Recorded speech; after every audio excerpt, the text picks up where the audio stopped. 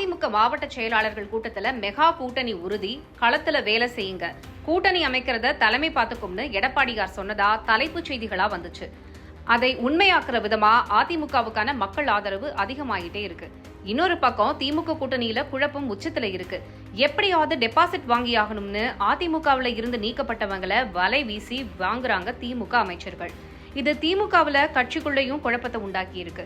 தாவேக்க தனித்து போட்டி விஜய் முதலமைச்சர் வேட்பாளர்னு சொன்ன உடனே ஆளுங்கட்சியான திமுகவுக்கு பதட்டம் தொத்திக்கிடுச்சு. ஏன்னா திமுக கூட்டணியில இருக்கும் கட்சிகள் எல்லாம் கூட்டணி மாறு முடிவுல இருக்கிறதால குட்டி குட்டி கட்சி தலைவர்களை எல்லாம் கூப்பிட்டு வச்சு பேசிட்டு இருக்காரு ஸ்டாலின். காங்கிரஸ் கட்சியும் விடுதலை சிறுத்தைகள் திருமாவளவனும் மார்க்சிஸ்ட் கட்சி சண்முகமும் எப்போ வேணாலும் கூட்டணியை விட்டு வெளியேறும் முடிவுல இருக்காங்க. வேல்முருகன், ஈஸ்வரன் கூட்டணிக்கு டாட்டா காட்டுவாங்கன்னு சொல்றாங்க. காங்கிரஸ் எப்படியும் கடைசி நேரத்துல வெளியில போயிடுவாங்கன்னு திமுக நினைக்கிறாங்க. இந்தியா கூட்டணியில திமுகவை வச்சுக்கலாம்.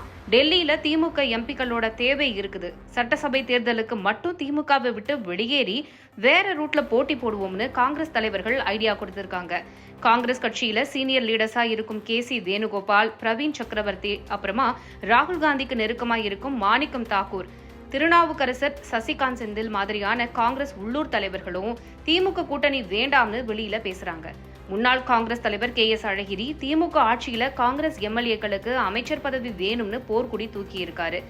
காங்கிரஸ் கட்சி இருக்கும் ஒரே மாவட்டமான கன்னியாகுமரியில இருந்து வந்த சட்டமன்ற காங்கிரஸ் தலைவர் ராஜேஷ்குமாரும் திமுக கூட்டணியில 100 சீட்டு கேட்கணும்னு பேசியிருக்காரு.